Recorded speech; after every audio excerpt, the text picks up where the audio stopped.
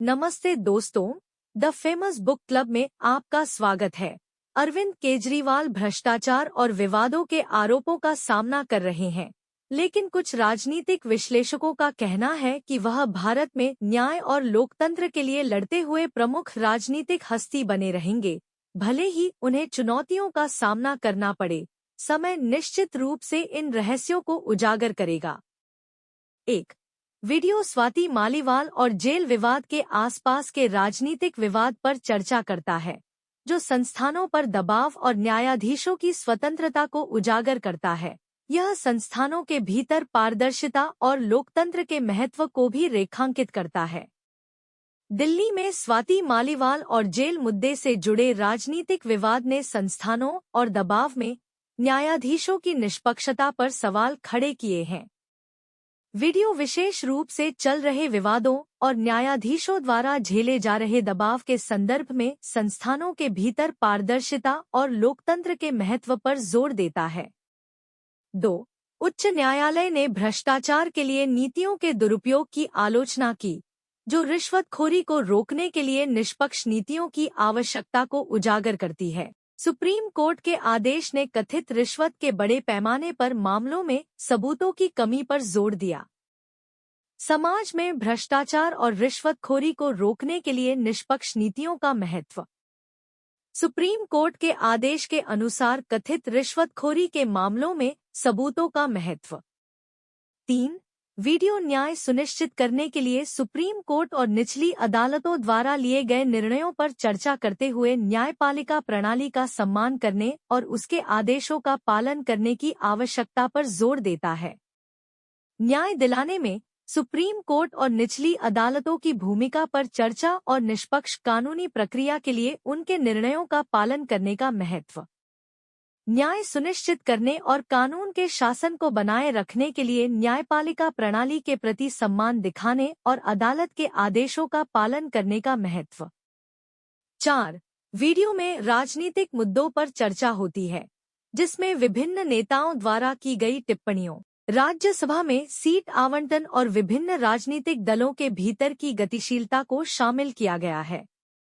राज्यसभा में सीट आवंटन के बारे में अरविंद केजरीवाल और संजय सिंह सहित राजनेताओं द्वारा की गई टिप्पणियों को उजागर किया गया है। वीडियो विभिन्न राजनीतिक हस्तियों जैसे राघव चड्ढा की भूमिकाओं और उनके संबंधित दलों के भीतर निर्णयों के बारे में रणनीतियों और बयानों में गहराई से जाता है। बातचीत जनता को बेरोजगारी, मुद्रास्फीति और राजनीतिक निर्णयों के नागरिकों के जीवन पर प्रभाव के मुद्दों पर भी विस्तार करती है। 5. भारतीय राजनीतिज्ञ व्यक्तिगत अनुभव साझा करता है और न्याय और जवाबदेही की आवश्यकता पर जोर देते हुए राजनीतिक प्रणाली की आलोचना करता है। वह अधिनायकवाद से देश को बचाने में व्यक्तिगत कार्यों के महत्व पर जोर देते हैं। राजनीतिक प्रणाली और राजनेताओं द्वारा बुजुर्ग माता पिता के साथ व्यवहार की आलोचना, प्रणाली के भीतर जवाबदेही और न्याय की मांग। कानून प्रवर्तन एजेंसियों की भूमिका और भ्रष्ट व्यक्तियों को जवाबदेह ठहराने के लिए पूरी जांच की आवश्यकता पर चर्चा।